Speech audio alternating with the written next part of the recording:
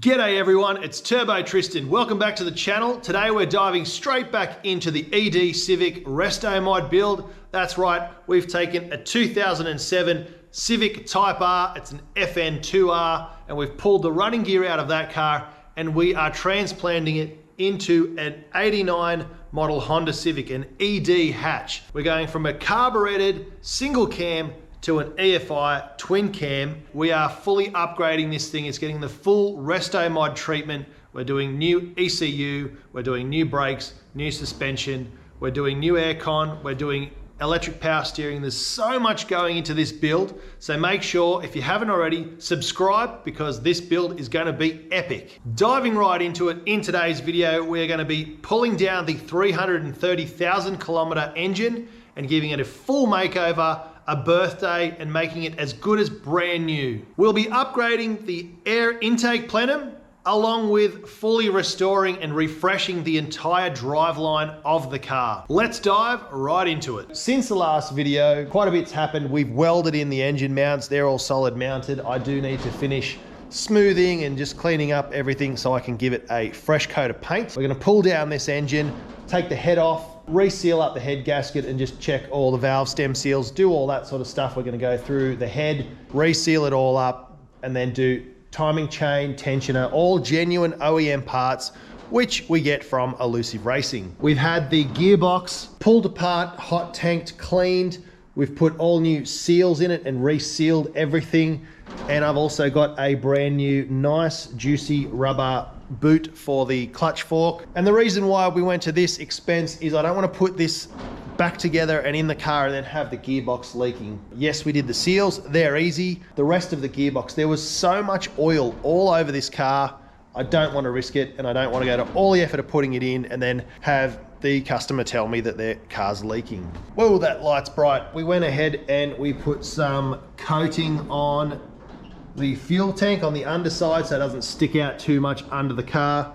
It's a rubberized texture coating, not too thick. We just went thin on there, just keep everything nice and lightweight and make sure that looks good under the car. And then the next thing we're gonna do is head over to the intake once we've gotten all this all back together, and we're gonna do some mods to the intake. Now, this is the RSP manifold. It's got this really funny shape to it.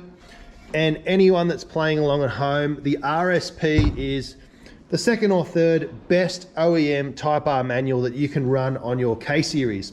So there's the RB, the RRC, the RBC, and the RSP, and all of those are the best ones for making power NA on your K-Series. For whatever reason, the RSP, slightly less attractive, so slightly less popular, but using an OEM intake plenum does give you the best power results for an NA car that you are street driving or track driving or whatever. So we're gonna do some mods. I mentioned at the end of the last video that we're gonna be running a Haltech and we're going back to a drive-by cable instead of drive-by wire. So my friends at MAXPEEDINGRODS shot me over this billet 70mm throttle body, which is absolutely awesome. I have the exact same one on my car. We've dressed it up. We didn't do this on purpose to fake it till we make it, but K-Tuned actually make these nice blanking plugs and block-offs and a really good TPS that doesn't fail.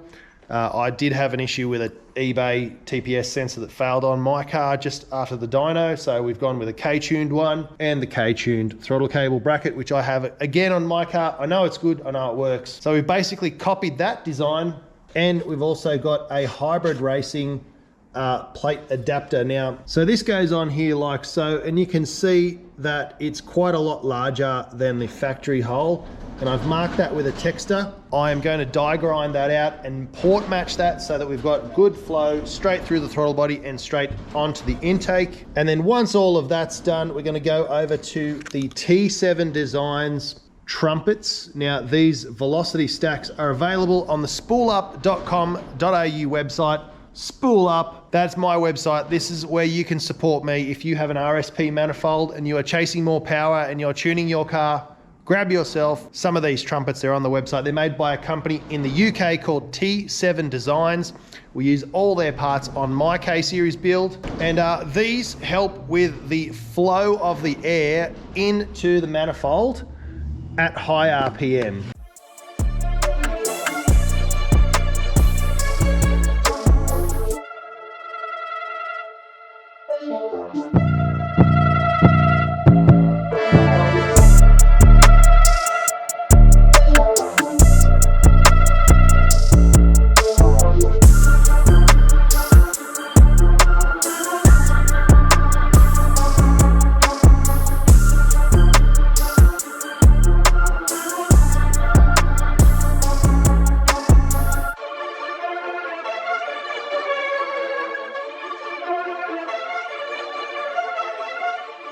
What I also need to do while this is all apart is I need to port match the intake where the throttle body goes. And for that, I'm using a carbide burr specifically for aluminium. And now you'll notice the difference from before and after. I've opened that up quite a lot and it now port matches to the hybrid racing throttle body adapter. Now take a look at the differences with the T7 Designs velocity stacks installed versus the OEM ones.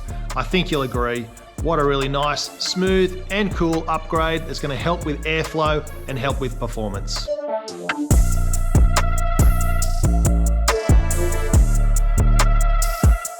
And while we're here, we're going to fit a T7 Design K20 fuel rail. Those are also available on the spoolup.com.au website. Now, because this car is staying NA, naturally aspirated, we're going to keep the factory injectors in there.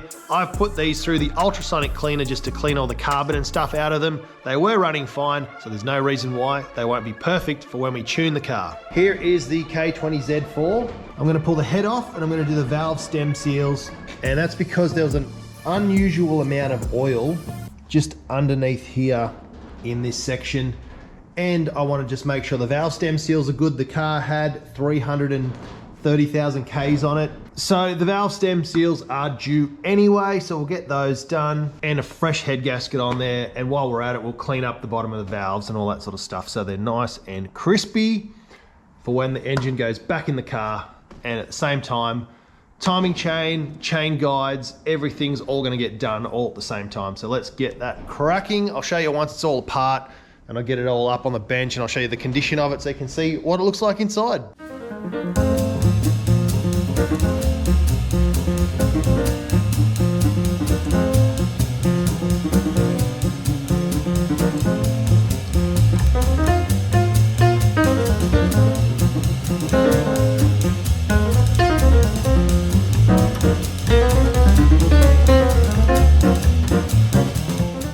Hopefully you enjoyed whatever that was. The head is off and there is the block. So we've removed the K20 head. Everything looks to be in perfect order. There's no visible scratches, dents, divots, gouges, or any signs of any kind of bad wear and tear, but there is quite a lot of carbon buildup and you can see everything inside there is black, crusty. There's actually flakes peeling off the bottoms of the valves and the crust is building up right around the valve seats, which is a no-go.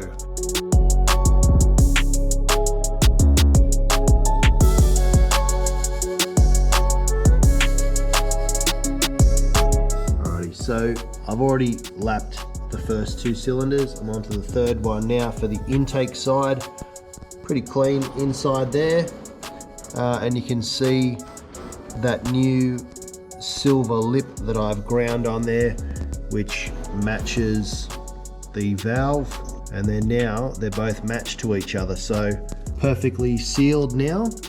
Whereas before, around the edge of the valve, there's all this crusty stuff, which gets underneath the valves, makes it not seal properly, and also can lead to other problems in the future. Now we're all clean, so I'm going to keep going. And then over to the exhaust side. I've built the head, or just reassembled and cleaned, which included, as you would have seen, lapping all the valves and just cleaning up the entire cylinder head. And I've also gone ahead and done the same thing on the pistons. Yes, I cleaned all this down, brake cleaner, cleaned everything off just by hand. I didn't use any brushes or anything like that. I just basically just rubbed it with my fingers and just got in there, all the cracks like that. Plenty of brake cleaner, and then I used air to blow out anything that might have fallen into the holes. So we are ready to go ahead and reassemble the head, go ahead and assemble the head. Too many heads. Anyway, I've got a brand new genuine head gasket from Elusive. That's going on there, and everything's going to be back in together and torque to spec. And I'm reusing the standard head studs and all of that because we're not boosting this engine. It's an NA engine and it's going to be clamped down to spec. And what they do is, I think it's 60 or 80 Newton meters. I'll look it up, of course. So what you do is just torque them back to spec and then add an extra 90 degrees, which torques them all the way down. And I've got plenty of the ARP grease and everything, which helps with torquing things down. Yo, alrighty, it's all buttoned up and we've put on brand new timing chain, all the guides, tensioner, a Circuit Hero chain guide, just goes under here, stops it falling down. I did reuse the old oil pump and the chain and these two guides here. They looked absolutely perfect. There was no wear and tear on them. And from what I can tell, this whole engine has had a service, all this sort of stuff in the past. But yeah, we're gonna run the factory oil pump. No Type R K20 upgrade on this one. The budget on this thing is just going out of control. We're already up to over 20 grand in just parts. The cams are all back in, stock Type R cams, valve springs and retainers are all stock valve train, but I did put in some SuperTech valve stem seals, and I've cleaned up inside all the ports with brake cleaner, made them all brand new. So the next step is to paint the covers down there and up over there and get those on and sealed up. I am going to paint the engine. I already started, but I ran out of paint. This is all done. It's all sweet. We've got a fresh, crispy head gasket on there. There's no more crusty, questionable oil leaks or any weird possibilities there. And everything is all torqued to spec. There's all this black stuff on here is assembly lube. Well, an absolute ton has happened since I last picked up the camera.